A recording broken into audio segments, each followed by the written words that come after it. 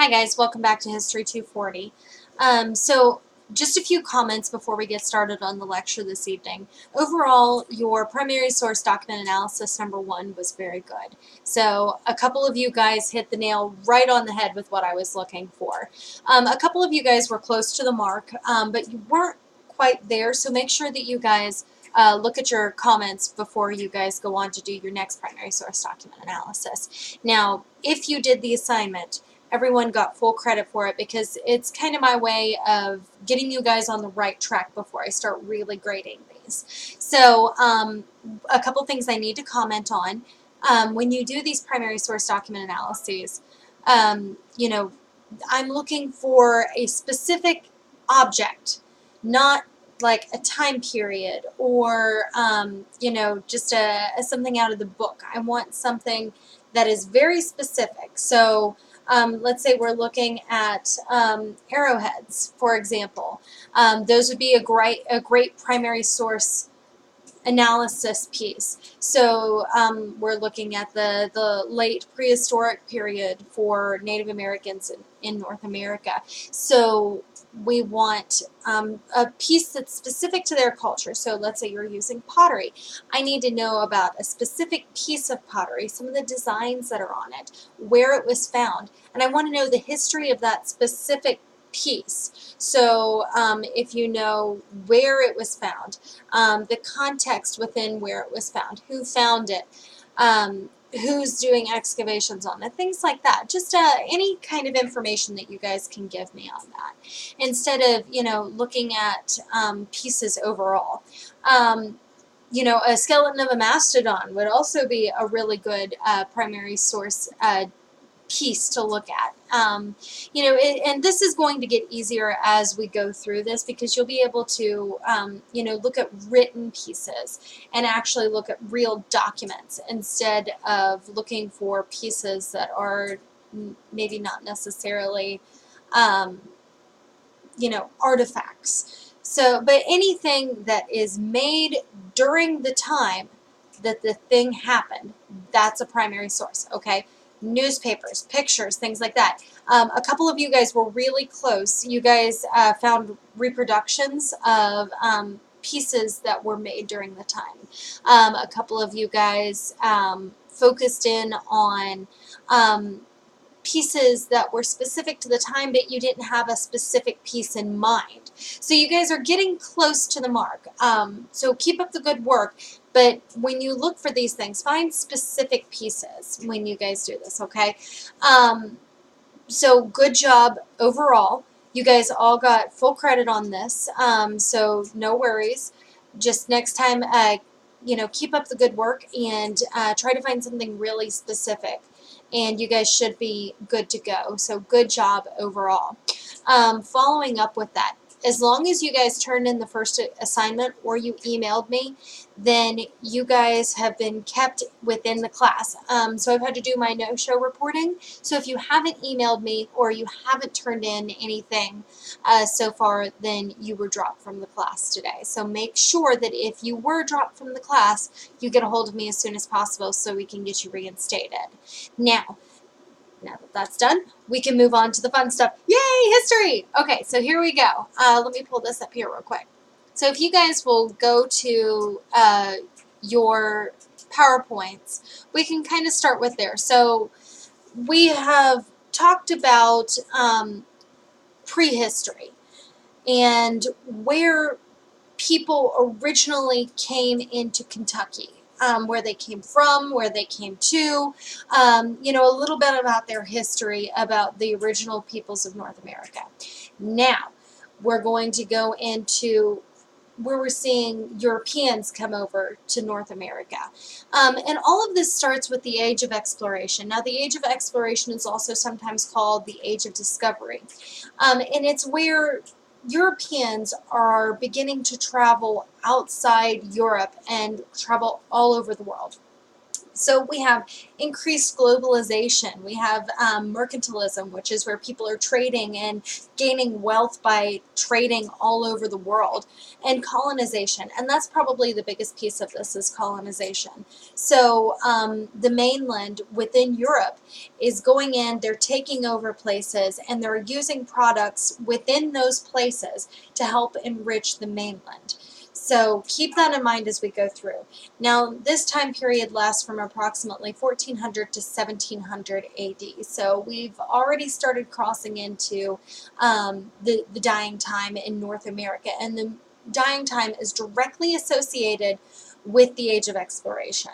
Now, originally, this began with attempting to find a trade route to India. India is kind of like the main source of goods coming into Europe as far as exotic goods go. So things like sugar, spices, you know, wealth of all kinds are coming into Europe, generally through the Mediterranean from India. So what they're doing is they're going across Europe and across Asia and bringing goods all the way from Indochina, China, India, all of those places across the deserts and into North America. So if you guys can take a look past Henry the Navigator here, the big guy on the statue in the cool boat, down to your next slide, you guys can kind of see the trade routes that are going on. So originally Europeans were staying just within the Mediterranean Sea.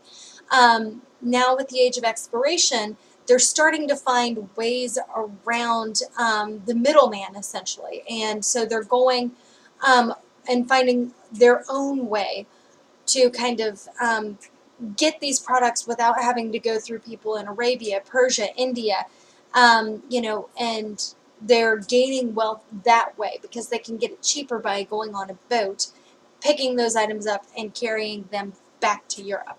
So now if you'll go back to Portugal here. Portugal is the original explorers. And most of the credit for this comes from Henry the Navigator.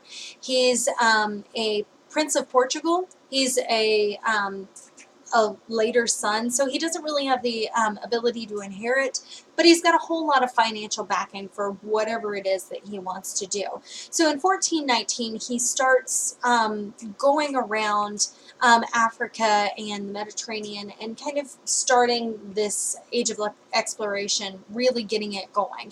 So you'll see a picture of a boat on here, and this boat is called a caravel, and it's really the most significant piece in the puzzle for the Age of Exploration.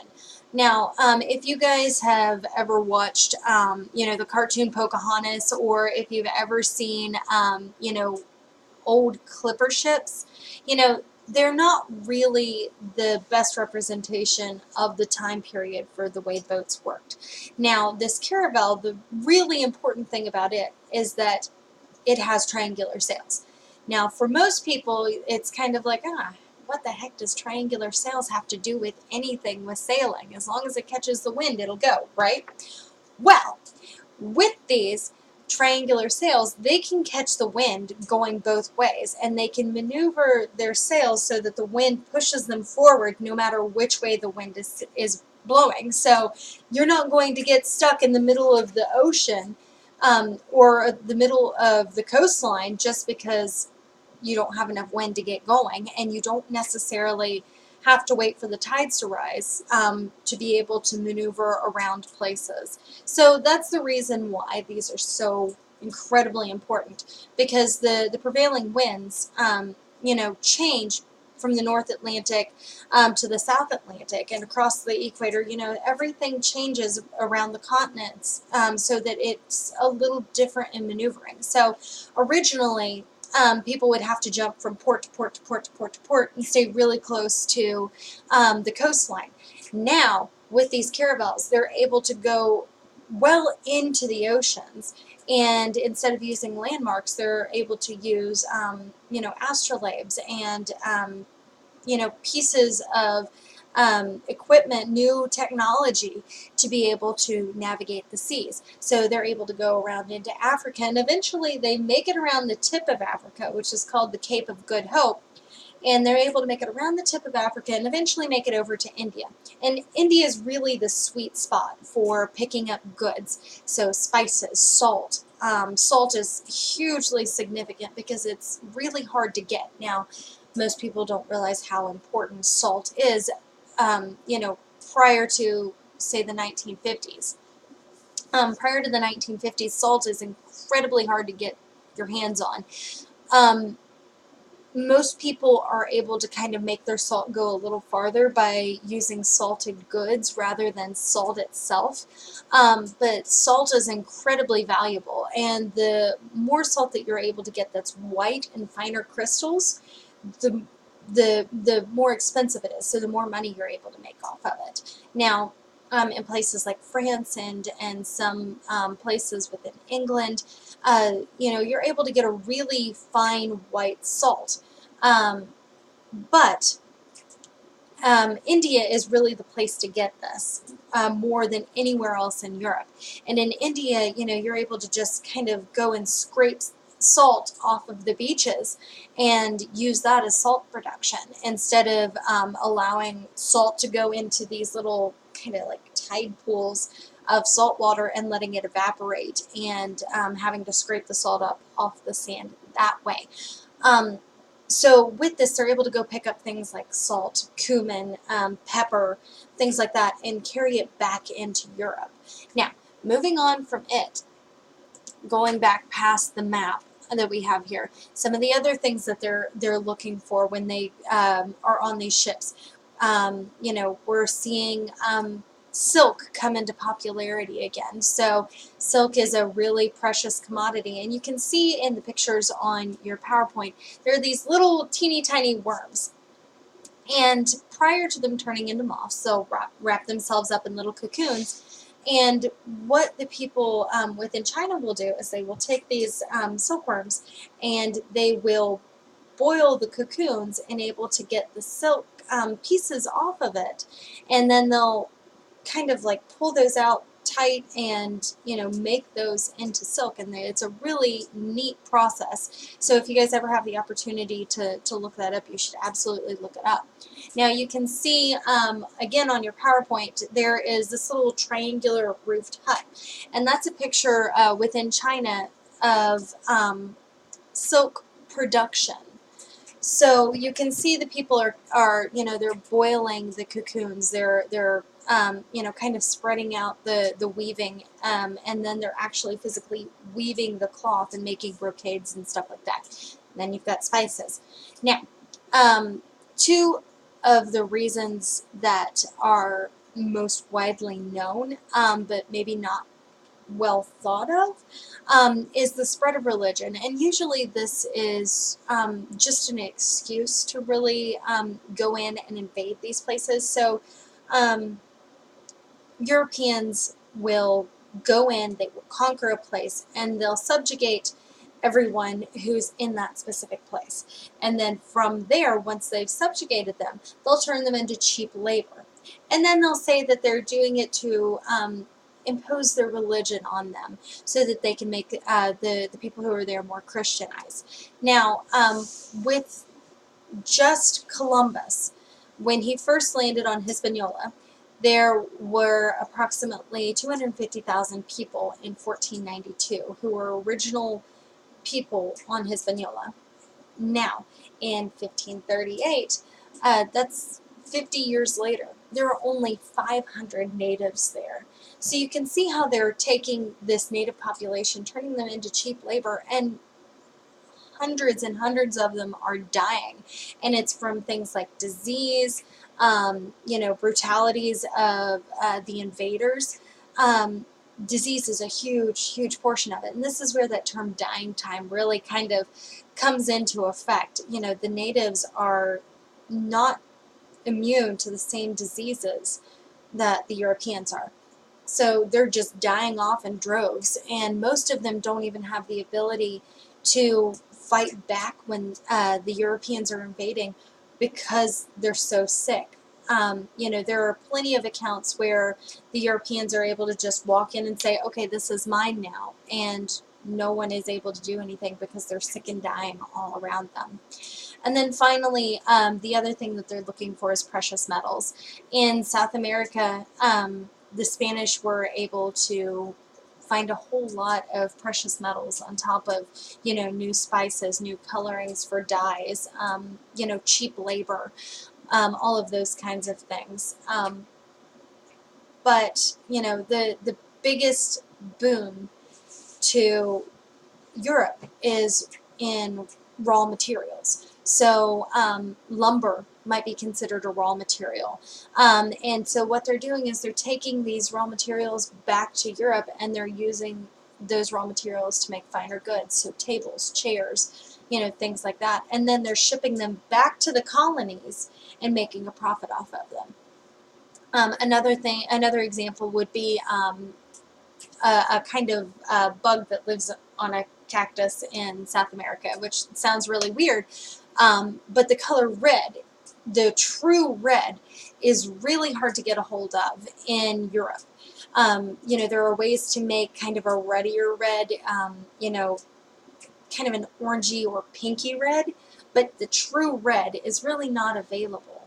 But there's this one bug that lives on a cactus, and it's called cochineal. And when Europeans first came over into South America, they're finding all of these natives with bright red on, and they're like, oh, how do I get a hold of this? Because it's so hard to get a hold of.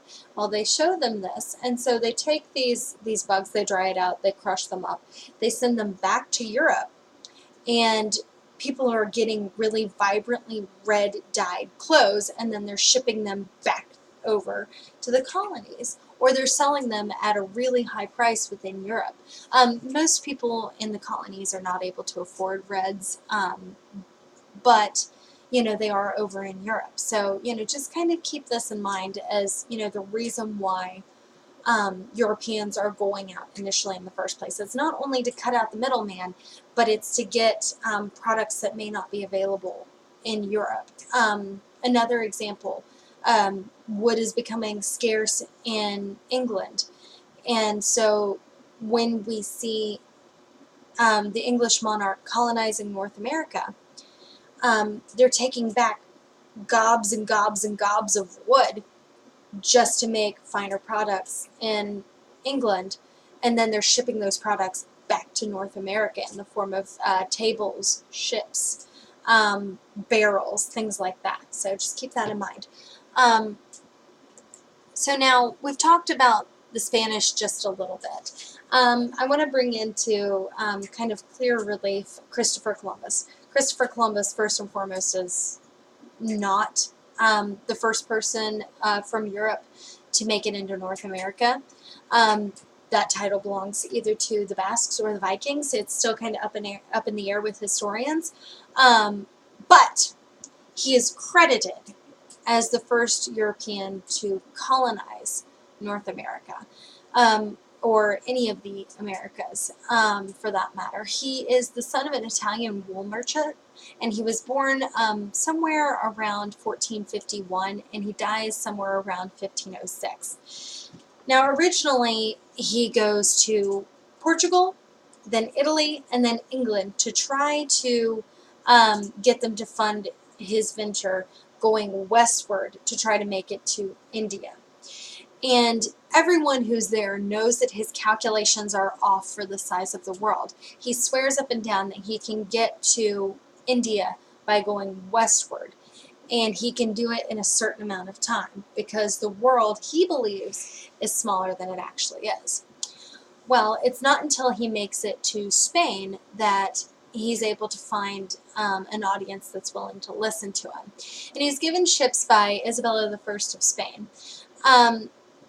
Now, like I said, his estimated view of the world is too small, so he runs smack dab into North America. And for that trip, he's given a title. He becomes the governor of the colony there, and he's given 10% of whatever goods he finds there. and this is called the Post Reconquista. Now he ends up losing all of those goods and services and thrown in jail for a little while. And so his family is going to fight for those titles and those monies and those goods for the next like 50 years. But they never end up regaining any of that. So he makes 4 voyages over between 1492 and 1504. And he has approximately 40 people per ship on a boat that's around 50 feet long. And so that's not a whole lot of room. You know, the people are packed in there really tight. There's no way to get fires going except on braziers, so you don't really have an opportunity for good cooked food. There's no citrus fruit on there, so scurvy's a problem. You know, just absolutely disgusting lifestyles. But within 3 months, they make it to North America. And you can see on the map that's kind of down below here that shows most of North America. So it shows the Americas and what's present day Mexico.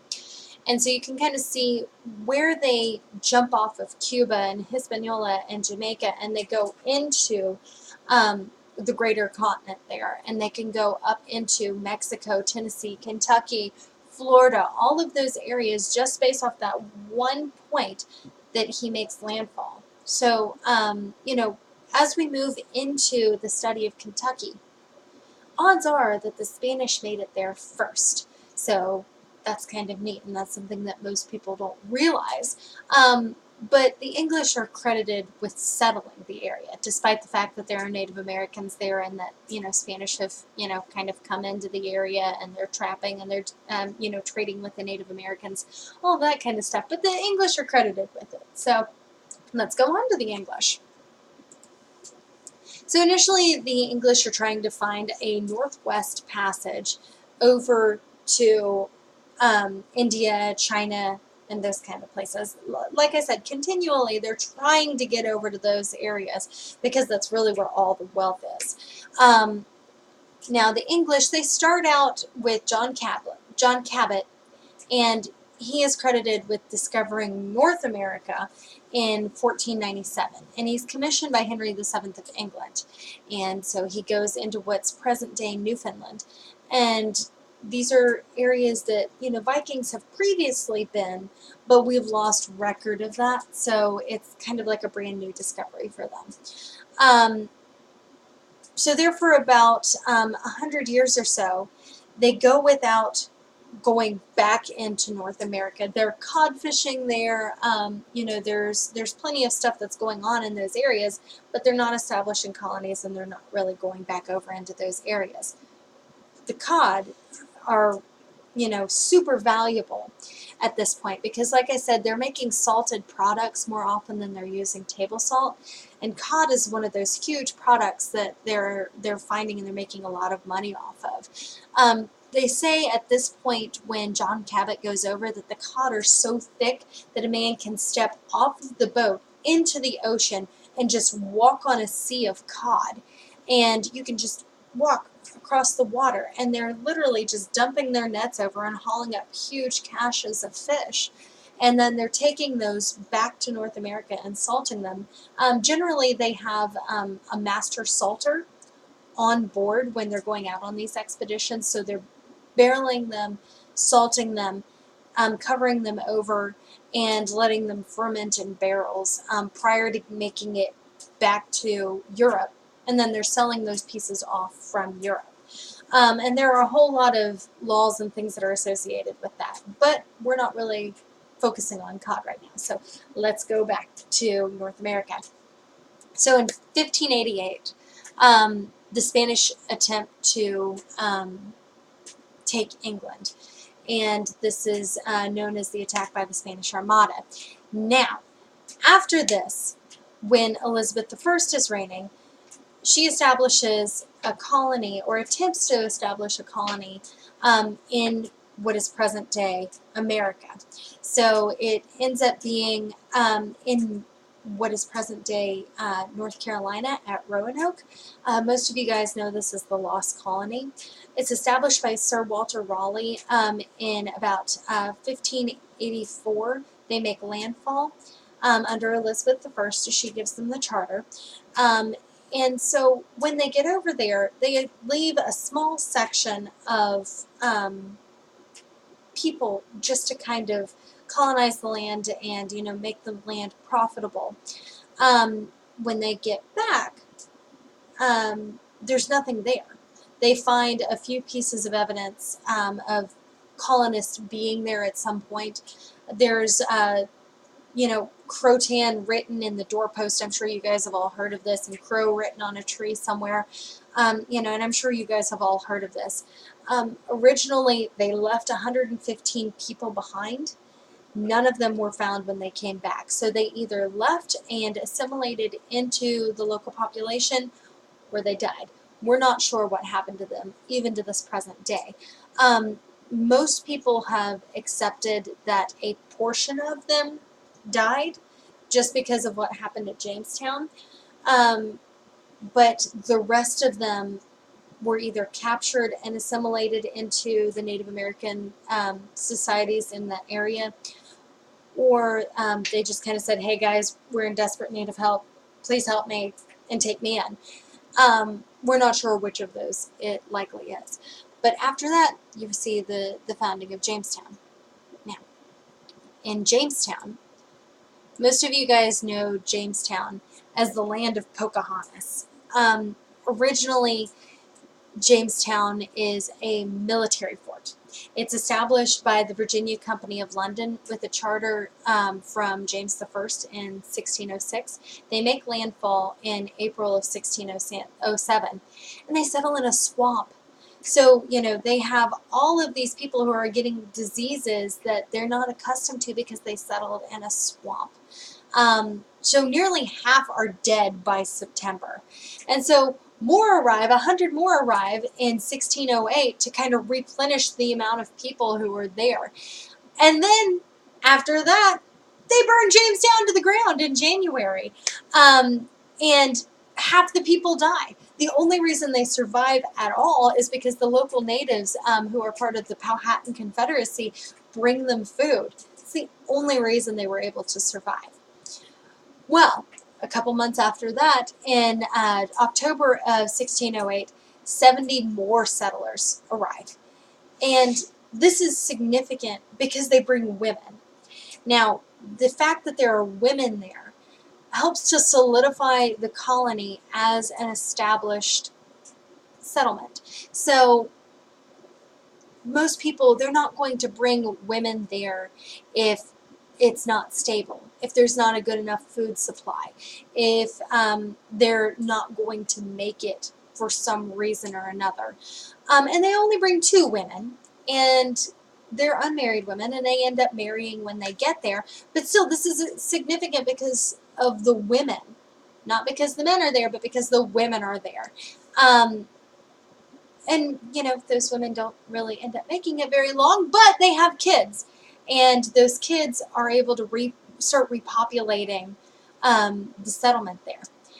And Chief Powhatan, who is the leader of the Powhatan Confederacy, is just absolutely appalled by this. So by winter of 1609, he's just absolutely sick and tired of people coming in and settling in Jamestown. And up to this point, Chief Powhatan's been pretty good about helping the new settlers. You know, he's been very kind, he's been very generous, and, you know, he's been willing to help them. By the winter of 1609, he just says, enough's enough, I'm not going to do it anymore. And so he refuses to bring the settlers food. And this is what's known as starving time within the colony. The settlers there are literally starving to death. You know, around half the settlers, again, die by spring.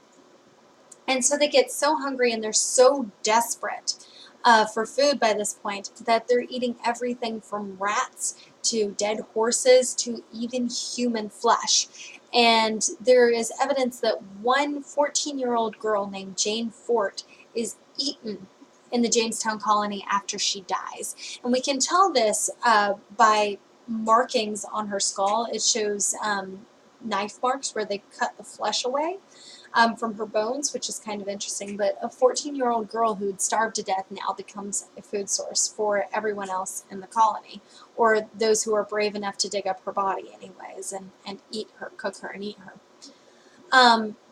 In 1611, with the coming of John Rolfe, after, you know, they've kind of figured out how to survive, John Rolfe finds the first cash crop of Virginia.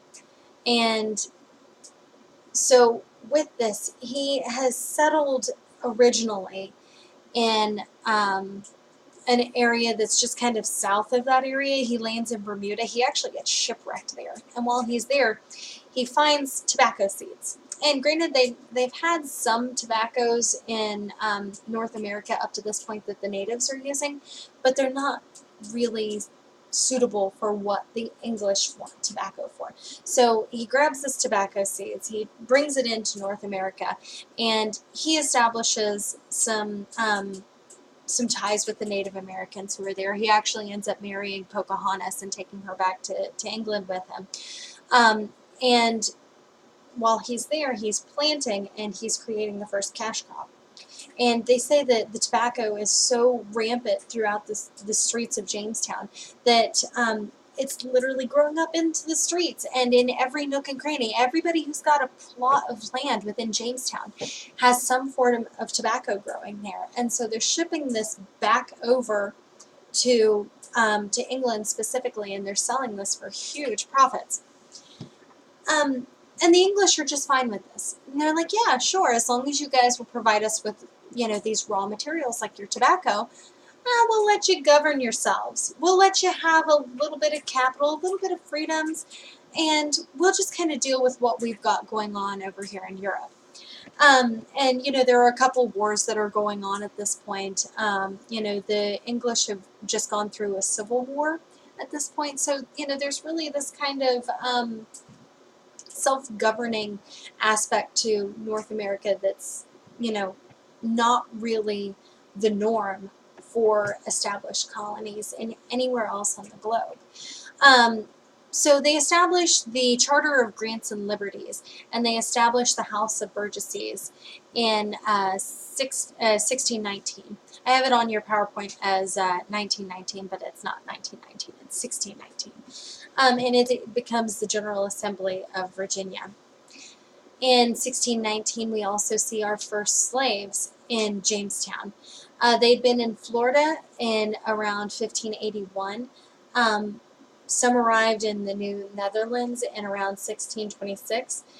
But in 1614, the first person in North America under English rule, in 1640, John Punch becomes the first man to have lifelong imprisonment as a slave in Virginia. Originally, most people who came into the Virginia colony, they're coming in as indentured servants. And an indenture is this really neat document that, again, doesn't make it into your normal histories. So what happens is you'll have a person who doesn't have a lot of funds, who wants to go to North America. Odds are they're going to either die on the boat or they're going to die when they get there. So a person will sign a document that will say, okay, I will take you over to North America. If you survive, you will work for me for a specific amount of time. Usually it's between 7 to 14 years. During that 7 to 14 years, you'll work for me. You'll do what I tell you. You have no choice in going over and working for somebody else. And then they free them and they give them either a plot of land or tools to be able to do a certain trade, or like a mule and some seeds, you know, something that they can use to live off of. And they become cheap labor, essentially, for the colonies. For a lot of them, their families are able to buy them away from the people that they're indentured to. But there's quite a few of them who aren't able to do that. Benjamin Franklin was an indentured servant to his brother at one point. And he said that his older brother was just an absolutely appalling person to be indentured to. But he was an indentured servant at one point. So it's kind of a neat thing to look into. You can find copies of indentures all over the internet. You can read them. They're really neat. And you can kind of look into the indentures themselves and the terms of the indentures. So that may be one good primary source document analysis that you guys can do for this next one. You guys can look up the Charter of Grants and Liberties, things like that. Those are good primary source document analysis pieces. So, going on from that, colonies to follow, just take a look at your PowerPoint. I'm not going to go through every single one of these, but I can point out a couple that are kind of important. So when Thomas Hooker moves to Connecticut in 1636, the Fundamental Orders of Connecticut are considered to be the first constitution of the Americas by some. There's charters prior to this, but this Fundamental Orders is considered to be the first constitution. Another one, the Quakers going to Pennsylvania. This is a very special kind of colony that comes in, and it's a land grant that's given to one person specifically as a gift to repay them. So William Penn had been a friend of the king, and he said, okay, since you helped me out during this time, I'm going to give you this land, and you can take all your buddies who are really troublesome and go into this land, and it's yours, and you can do whatever you want with it. Delaware eventually separates from Pennsylvania in about 1701. And then you have between 1754 and 1763 the French and Indian War, where we gained Florida and a little bit of other North American territory. And then going on from this, we're starting to see the reestablishment of British rule in North America. So we're starting to see a little bit more unrest and a little bit more lead up to the Revolutionary War. So just keep these things in mind as we go on. So now to go back specifically to Kentucky. The early exploration into Kentucky is mostly done by the English. Like I had told you guys earlier, the Spanish were likely the first Europeans to go into these areas. The French are going into these areas. But the English are the ones who are really setting up well-established places on the other side of the Appalachian Mountains from the 13 colonies. And Kentucky is the first settlement outside the 13 colonies. Originally, it's part of Virginia, but it eventually separates in 1792 and becomes its own state. The first people to go into, the first Europeans to go into Kentucky are originally traders. And they're just going in, they're trading with the Native Americans, they're trading glass beads, metals, anything that they can get their hands on that they think that, Native Americans might want that are cheap and they're easy to get across the mountains. They're trading these with with the Native Americans for things like furs, shells, mostly furs, and even occasionally land. After that, you see what's called the long hunters going in. And these are people who are going in specifically to hunt and to get furs. Beaver is very popular. Deer, not so much. Mostly those are things that are being held there for those who are going into the settlements. So it's not quite as important. Rabbit furs, pelts of bobcats, buffalo. Believe it or not, there are buffalo at this time in Kentucky.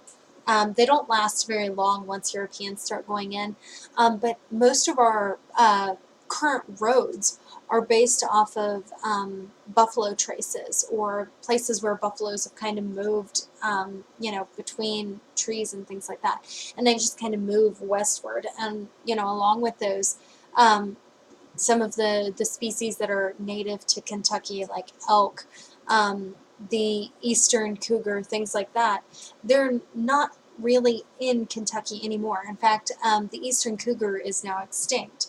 Occasionally you see the western cougar making its way into what is now, unoccupied territory for them. Wolves used to be in this area, elk, things like that, and now they're not in this area anymore. And even the wood pigeon, they used to be in giant flocks crossing North America, and within about 100 years or so, they're absolutely gone. And it's because Europeans went into Kentucky and just completely annihilated them. But that's kind of what Europeans do, is they kind of come in, they conquer, they take advantage of the natural resources in the area, they ship them back to Europe, and they get, finished goods back. So that's kind of their MO. And then after the Long Hunters come in, you have the settlers who come in. Most settlers are coming in from Virginia, North Carolina, and Pennsylvania. Originally, Pennsylvania is the best way to go through, and they're coming up the Ohio River and then down into the Kentucky River and down into central Kentucky. Now, there are a couple of barriers to moving westward. First and foremost is the Appalachian Mountains. They call them the never-ending mountains in a lot of cases because they're so hard to get through. There's not a lot of space between the trees. There's not many ways to get through these passes between the mountains, and it's really not efficient to go directly up a mountain, go over the top, and then back down the other side, and then do it all over again, all the way across into Kentucky. But it only takes them about 2 weeks to travel from Pennsylvania into central Kentucky by river. Another thing that you need to keep in mind is that it's usually the safest way to get through areas that are inhabited by Native Americans, specifically Shawnee. Shawnee are all over the Ohio River. And so normally those who are traveling down into Kentucky are able to get through there and, kind of make their way through faster and safer by way of boat. So just a couple things to think about. Now later on, they'll come through the Cumberland Gap. Now, if you look on your PowerPoints, a couple things that you can see on there. You can actually see the Cumberland Gap. And so you have kind of the crossroads between Virginia, Kentucky, and Tennessee.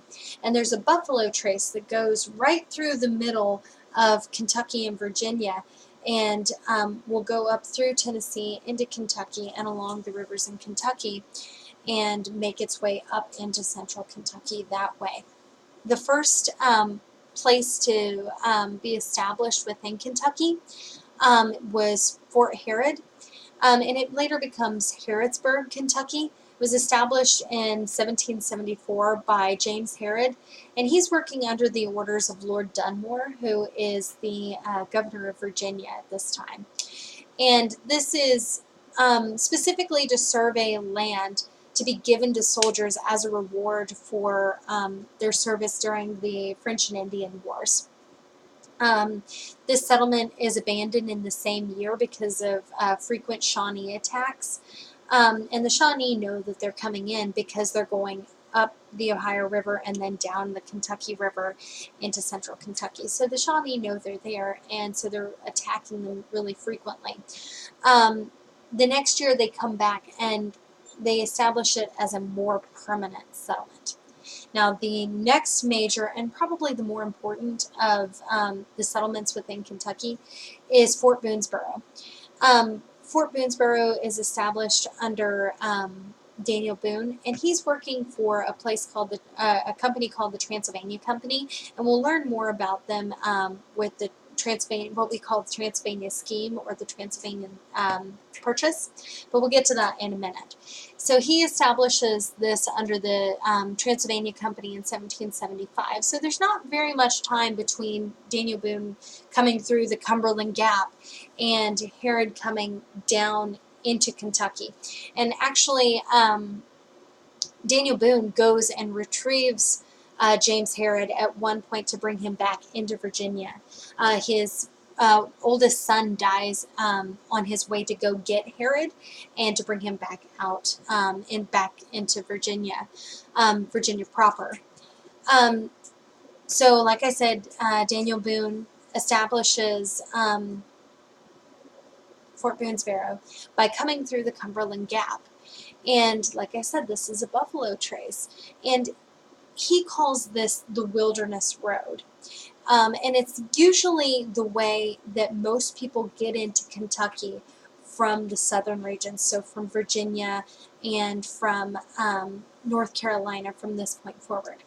So by the end of the Revolutionary War, you have around 1,500 people who die within the first few years of the settlement of Kentucky. So that's a lot of people who are dying, just within Kentucky.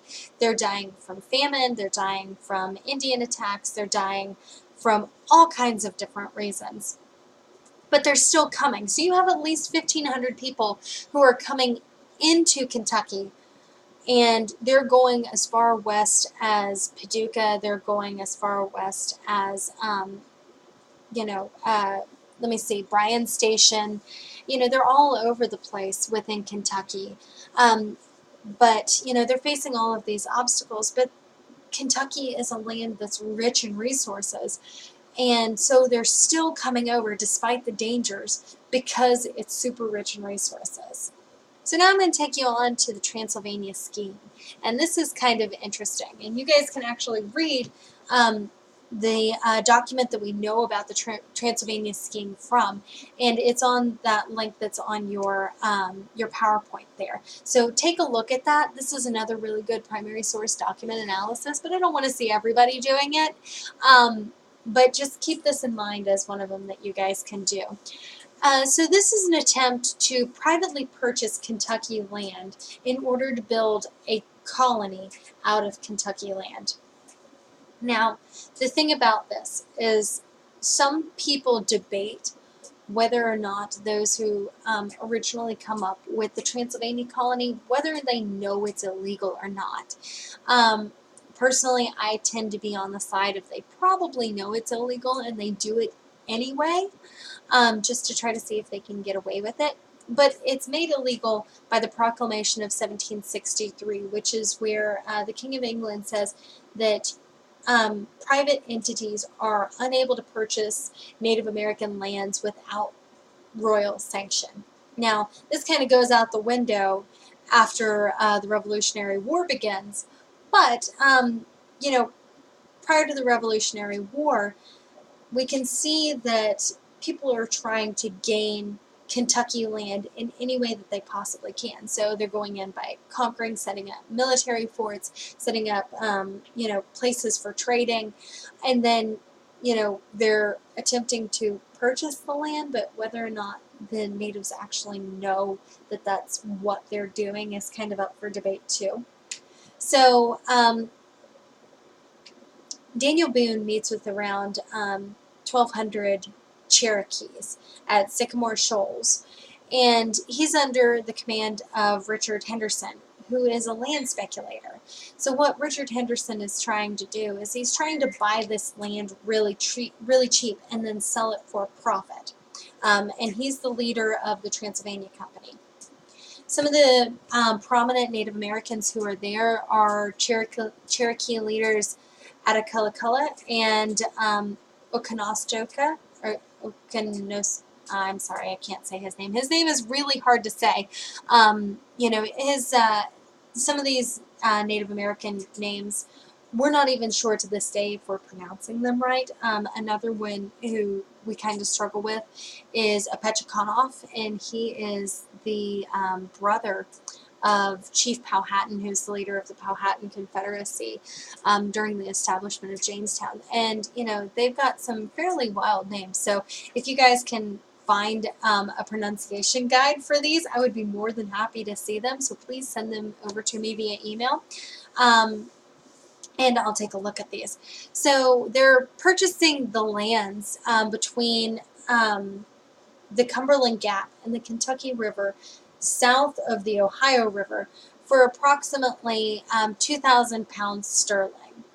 Now, 2,000 pounds sterling does not go very far. in Great Britain. It doesn't go very far in the colonies either.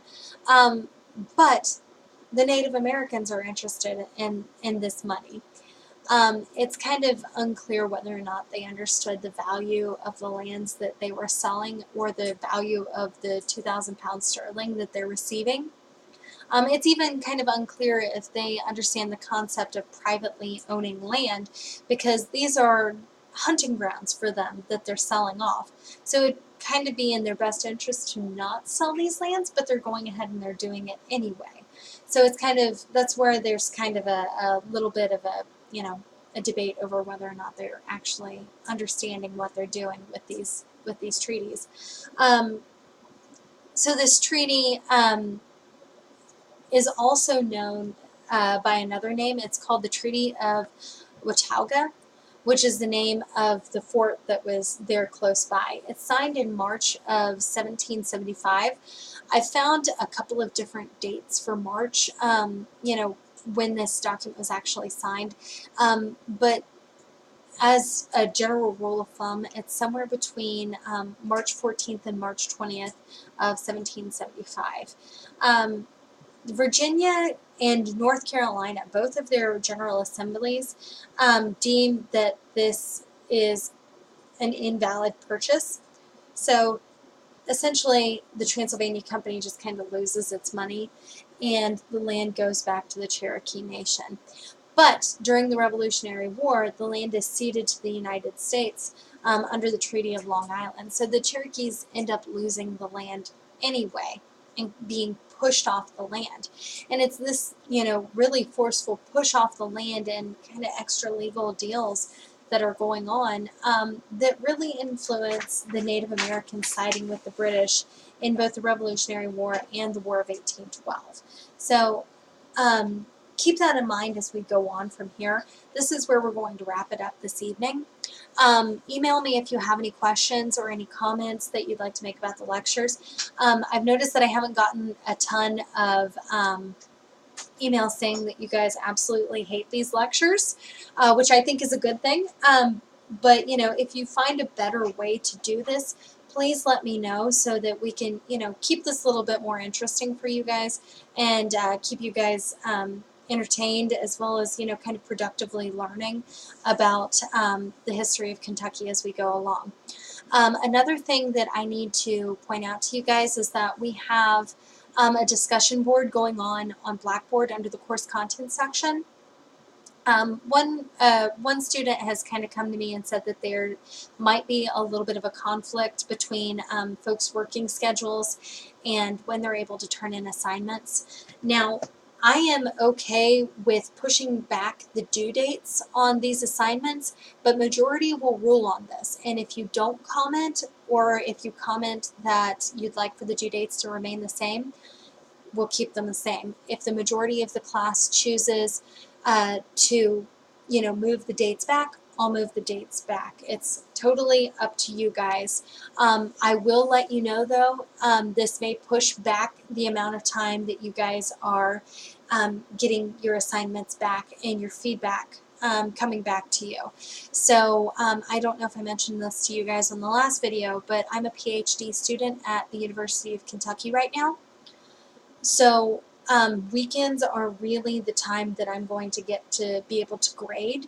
So, you know, it may be a little bit longer in you guys getting these things back, but if you guys are okay with that, just go ahead and comment that you'd like for the dates to be pushed back to, the due dates to be pushed back to Sunday, and we can work something else out from there. So just let me know.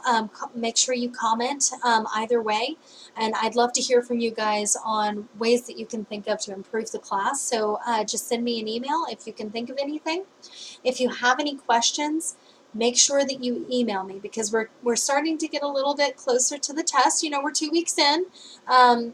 Generally, we have a test about once a month, so we've covered about half the course material for your first test. So if you have any questions pertaining to this lecture or the lecture before, please make sure that you guys let me know and that you email me. And if you can think of anything that maybe we need to cover with the class in general, or anything that's unclear, make sure you guys let me know about that too. One final thing, I'm going to upload some things that will maybe help you guys with your summaries that are due this Friday. I know you guys are diligently reading. I hope you guys are diligently reading your books. But just in case you haven't gotten your books and you guys are starting to get a little bit nervous about it, you can preview the book and read the first chapter online. If you just Google the name of the book and you go to Google Books, you can get a preview of it, read the first chapter. Actually, I think you can read the first 2 chapters, just in case your book's a little bit late coming in. But I'm going to upload those that document for you just to kind of, give you some helpful hints. Make sure you guys are able to establish what the main point of the chapter is. As we get farther into the book, it will be a little less clear. But you guys should be able to establish what the main point is regardless, just by looking at the headings, reading the headings, and kind of putting together what the general idea of this is. Condense it into one statement. Make sure that you guys are identifying the author. And I've given you guys a sample of that at the bottom of this page that I'm going to post online for you guys on your I believe I'm going to put it into course content under your course content section. If you have any trouble finding it, or if you have any questions on how to write a good summary, please just let me know. And for all things, if you have questions, let me know. Feel free to email me. Right now I'm in transit and moving, so I may ask you guys to call me if you have questions, just simply from the fact that it's a little easier for me to call and talk to you guys, but email me first, okay? So I think that's it for the night. Have a good week, and I'll see you guys next week. Bye.